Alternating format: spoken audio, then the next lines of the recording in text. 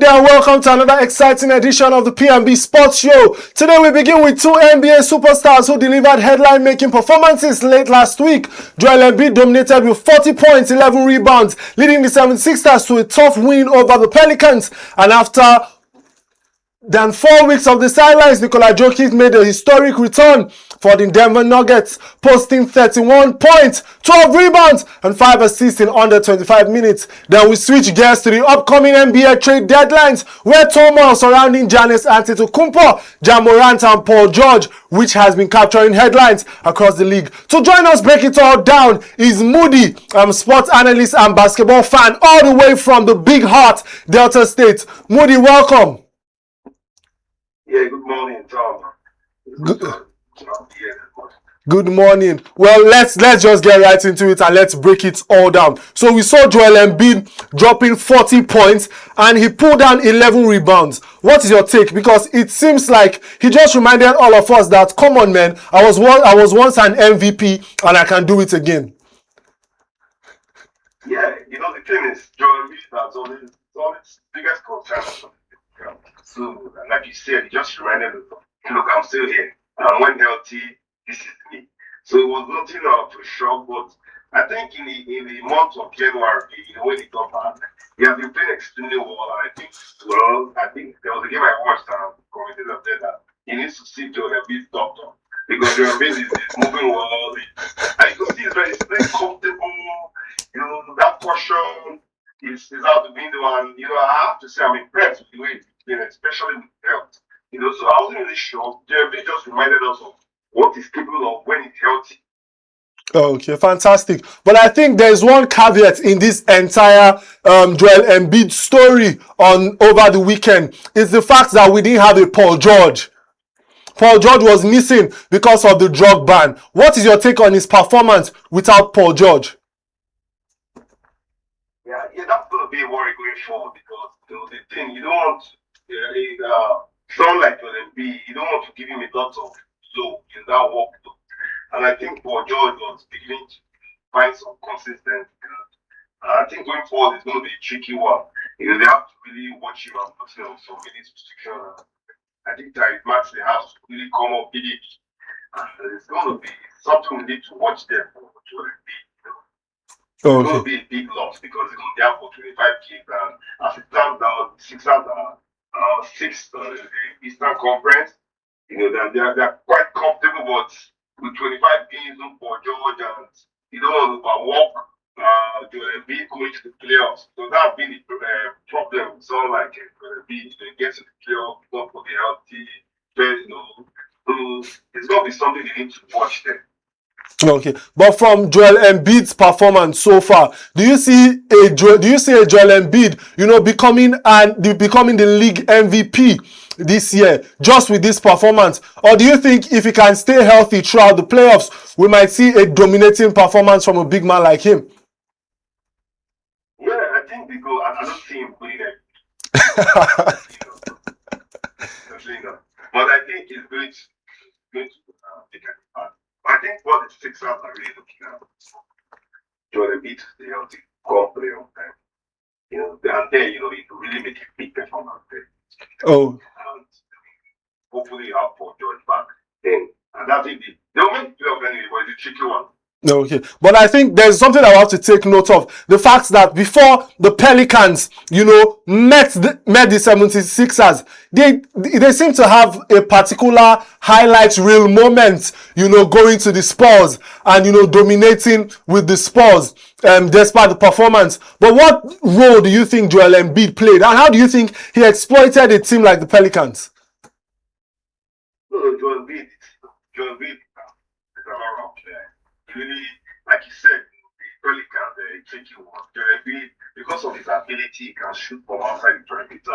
He has the backup game. He has the mid-range game. He can draft. And he has the handle. So it's a very, when he has it to Embiid problem. So I don't think there are a lot of people that can really steal the healthy Joel Embiid. Okay, but now that Paul George is out and we are seeing a performance like this from Joel Embiid, my brother, Who do you expect to take on this role beside Joel Embiid? Because we have Kelly Oubre, we have Tyrese Maxey. Who do you expect to step up moving forward? And we have some good rookies on the team, if I might add.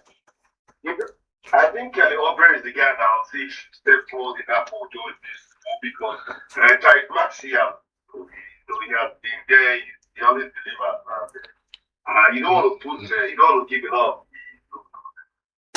So I think Kelly Oubre is the guy that needs to step up a bit much because Tyrese Maxey has been there, consistent. You know what to do. You know what you get from Tyrese Maxey, and you know what to get from Joel Embiid. But the problem is that with Paul George, you don't want to make Joel Embiid carry a lot of that offensive load. And let's not forget, Paul George, they took it there. He played defense. So that's something they're going to lose, for this 25 games. Oh, okay. Fantastic. But moving forward, there's one particular player that made NBA history, and that player is Nikola Jokic, the Serbian in the Denver Nuggets. You know, he missed about 16 games with a knee injury, and he came back. And when he came back, he exploded with 31 points, 12 rebounds, and 5 assists in just 25 minutes. Come on, tell me if this is the magic or what is it in your own opinion? No, the thing with Nikola Jokic is that he makes it look easy. And he did all this in less than 25 minutes. So when you watch it, I don't know how he has this touch for a big man that you watch it and it looks so easy. And that is what Nikola Jokic brings to Denver Nuggets. So he just reminded you again, like, if you talk like, okay, you know what, he just reminded you this is me and this one. With 25 minutes, his impact will come. And though I know last night he played and he lost the game, winning champion, he had just, I think, 16 points, and he was on the minute restriction. That's expected because he missed 16 games. So, well, but it just shows you why he's always the perennial MVP candidate. Fantastic. But you know, looking at the league at the moment, some would argue that the Nuggets team might actually be the strongest team this season in the league. Do you admit, especially with a Thunder team that has been battling a lot in recent times? I don't think Nuggets are the strongest. So who is the strongest team in the league right now? Thunder. You saw the funny enough, you saw the statement with the Nuggets yesterday. Yes. So that was like, you know what, because the Thunders have been hearing those chatters of Denver. If you watch the game, I watched the game, you could see the intensity the Thunder played, and it was like a statement like, guys, turn the brakes, we're still here. And I think they are the Thunder that are still working. So the thing that like, I won't put up with the Denver Nuggets, which is sports. The sports are solid unit. They are playing real good, and Wemby is on the road. So yes, Thunder and Denver, they are there, but I won't say they are strongest. The other of strength, I will put the sports are both there. Okay, fantastic. Do you think that Nikola Jokic can continue doing what he did for the Knights, making NBA history? Because this is a player that we've seen, win the league. Is a player that we've seen win MVP. The first Serbian that we've seen win MVP. A player that carries the entire team on his back. A player that can shoot. A player that can drive at the rim. A player that can finish on the backboard. So do you think that he can continue giving us this kind of performance, especially with him coming from a knee injury? Sure, why not? He's going to keep giving his performance, and considering the fact that this is the second game back, he will give his performance. With player like you don't have to pay. All you have to pay is health, because his IQ for the game and his feel for the game is top notch. So I don't expect anything left. The only thing is because he just got back and he's a big guy, he has his own weakness. So they are going to take it easy and with time, because that's critical stretch of the season now, where teams are now planning for the playoffs. You want to manage your superstar, so I think he will keep giving his performance. Because I pitch for that thing. Okay, fantastic. Well, we'll be going on a short break right now, and when we come back, we're going to be discussing the NBA trade rumors and talking about the NBA trade deadline, which will be happening on Thursdays. So don't go anywhere, because P&B Sport Show, we'll be right back.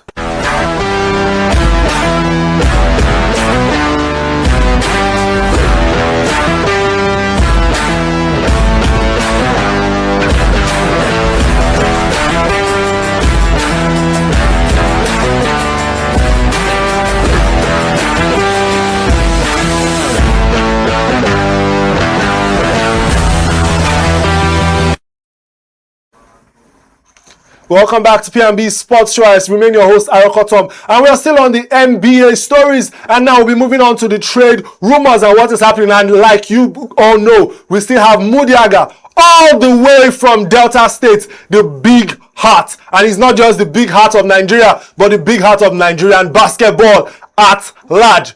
Mudiaga, let's get right into it. There are about 3 people right now that are breaking the trade rumors, especially with the trade deadline happening this Thursday. We have players like Giannis Antetokounmpo. We have players like Ja Morant. And it seems like there's somebody also who is on a suspension, and that person is Paul George. What is your take on Giannis Antetokounmpo? And do you think that the Bucks are making the right move to want to trade him right now, especially with him being a 2-time league MVP, a league champion, and an expert of the rim, especially an amazing dunker? No, I don't think that would be a good trade. Bucks traded, yeah. And I don't think it's just that there's a lot. This time, yeah, Thursday, and I think the problem with Giannis is just frustration of how the system has gone on. I think Giannis wants to win the Bucks, and I think their coach, Doc Rivers, said it that he doesn't think Giannis anybody.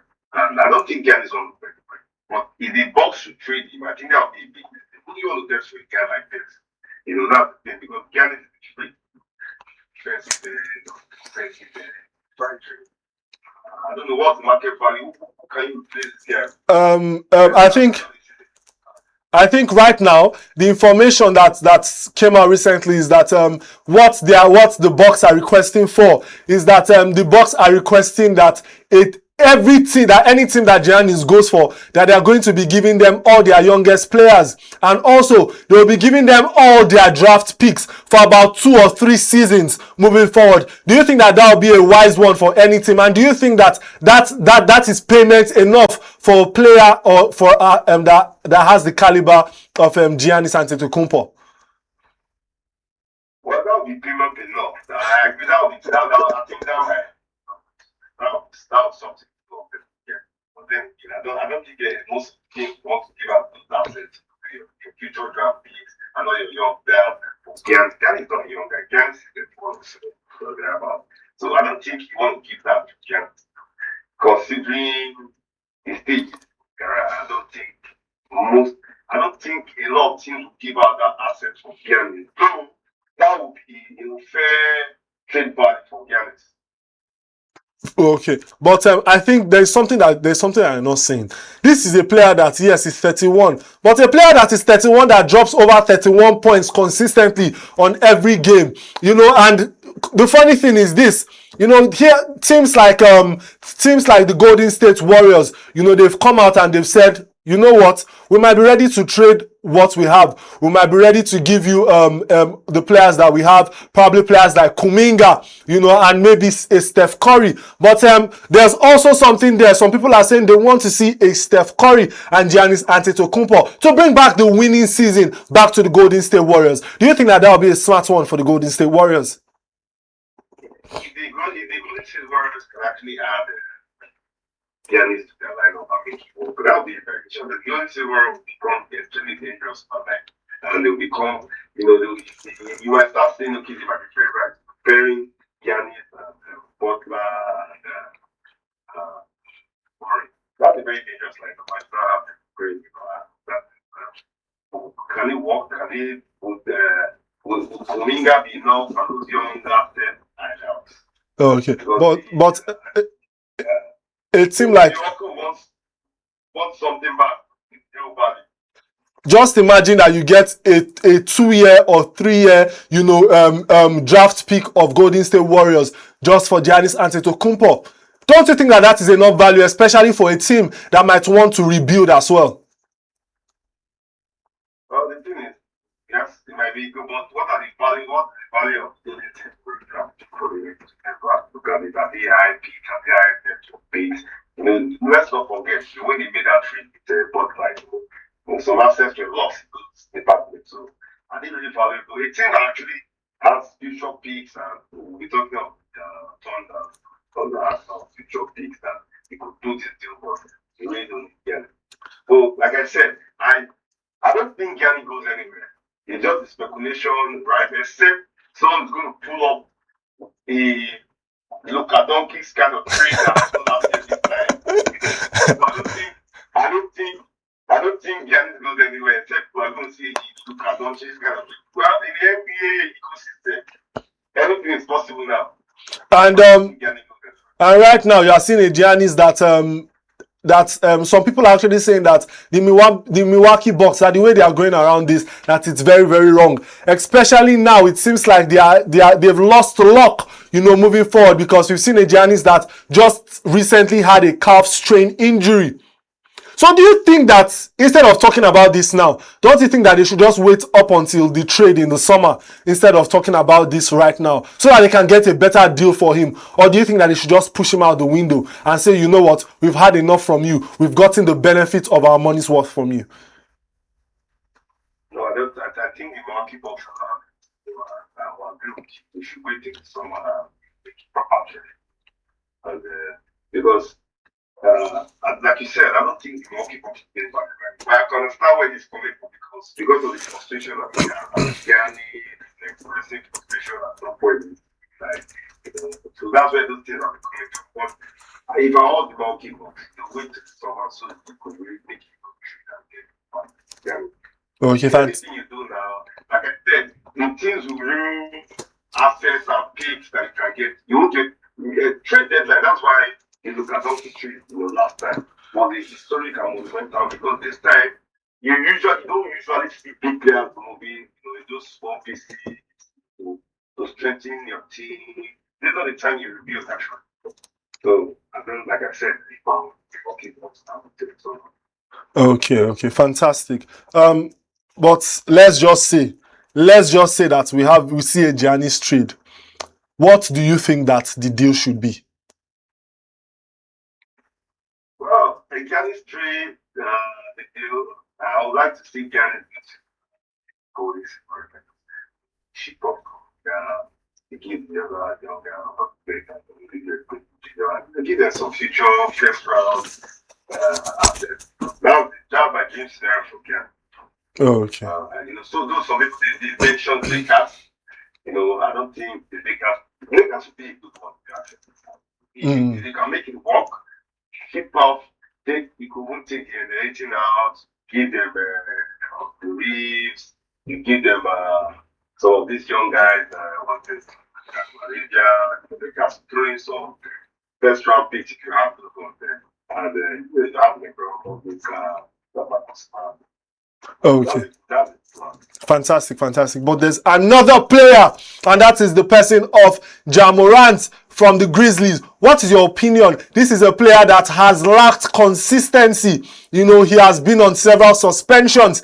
He has been a player that when healthy, is extremely explosive. But it seems like he's having issues with the Grizzlies head coach, Thomas Lisalo, at the moment, concerning the offensive control of the team, because Lisalo is the person that he came in and he said, you know what I want to do is I do not want my team to be built on one person. I want everybody to work for their points on the court. So what do you think about this? Do you think that this should cause for a Ja Morant trade?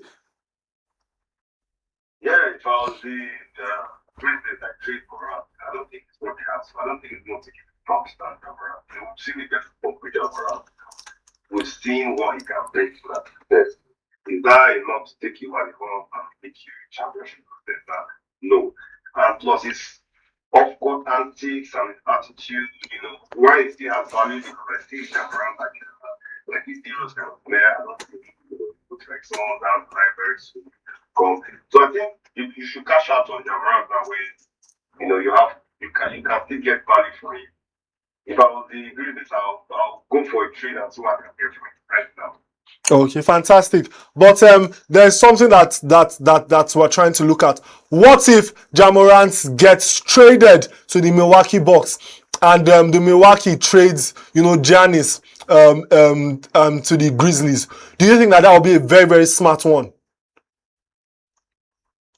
Well, it's going to be a smart one for the Milwaukee Bucks. I don't think they'll be at the short of that. Because that history is getting some of them around. What was it going to bring? What was it going to change there? You know. So yes, it's going to be a win-win for the business. You can pull that one, but for the goalkeeper of that, it will come out of the shot. It will be like the last man. Look at it. Okay. And I think there have been some indications as well that Jamorant has intentions of wanting to go to the Miami Heat. What do you think? Do you think that the Miami Heat is the right place for him, especially with the way the Miami Heat have been playing in recent times? Because it seems like he needs a team that will say, you know what, we are going to give you the keys to this car, drive us to wherever you want us to drive to be driven to. Well, I don't think Miami is a good fit for and I don't think he's going to like it. He partially runs a very tight ship, and he's not going to take half the stuff all those controversies. You know, the Godfather partially. He doesn't take those things. So they run a very tight, controlled, and focused. We know Eric Spoelstra, with Jamorant fitting the resources there by doubt. So I don't think he's a good fit. In the Miami, they have their core, you have the talent, play and all that. So I don't think you bring in a Jamorant with his ego to come out and let things go. Yeah. Okay. So I don't think that's a good thing for him. But we've seen a Jamorant that has been having injury issues. He has been having back-to-back injury issues. But I think we all know there's nobody that will bring out an indication and say and we say that Jamorant is worn out. This is a player that still has a lot of fire in him. This is a player that still has a lot to give to the game. But if we are going to see a Memphis trading a player like Jamorant, what should the deal look like? Do you think that they should request for a lot more, or they should just say, you know what, bring whatever you have and let's let go of him? Obviously, they should request for a lot for it. With that being said, Jamorant has a lot of value, so you don't want to throw a guy like that. You want to make sure you have maximum, assets. So a player like that, you can't throw Jamorant. Yeah, that's what. The thing, like I said, I don't think his ceiling will give you a championship, but he's still a very valuable piece that you can add to in some certain situations and things that will make that a championship contender. But Jamorant cannot lead you to. He's not that you can't play for franchise like that. Yes, he can join a team that has championship aspirations, some key players that make people come. If you're going to give key Jamorant, So the business are going to say they should get as much that they can from that day. Fantastic. Well, it seems like there's another player, and I think lastly we should just quickly talk about him before they send us out of the studio, and that person is Paul George of the 76ers. Yes, we've seen an amazing performance from Joel Embiid, but come on, Paul George is a person that when he's on the floor, like you said, he plays defense, he plays offense, he can shoot the ball, he can do what needs to be done. And there were rumors that he might get traded this season. But what do you think? He just got a 25-game suspension moving forward. How do you see this turning up? Do you think that this has spoiled the 76ers trade plan before the deadline? Yeah, it has actually spoiled their trade plan before the deadline. It's a big loss, for losing for a job for 25 kids. It was beginning to find some consistency and the semblance of the Paul George used to do. So yes, I agree. Within going up 25 games, it switches the whole plan for the 76ers now. Because how Jordan Beach and Maxi and Lupe and nothing he has to manage. Jordan Beach, really, you're looking at the playoffs. Yes, you're number 6, but you're not over there yet. So you want to be cautious, and so it trains the range in your plan for the trade. If you were the Sixers, tell me, are you going to trade him? Are you going to be like 25 games? That's a lot of games. Let's just let him go. No, I might crazy. I don't trust especially shot. As a matter of fact, it's going to be a destiny guy, because I'm going to look at it that's 25 games for Paul George to rest and get his health proper for the playoffs. So I'm going to navigate the way. Yes, if I'm the Sixers, I don't trade Paul George. No way. You don't trade it to the player like that. As a matter of fact, like I said, if you can make it to the playoffs, you want to see fresh, healthy Paul George, Joel Embiid, and Tyler Glass. I won't trade him. Trade him and get home.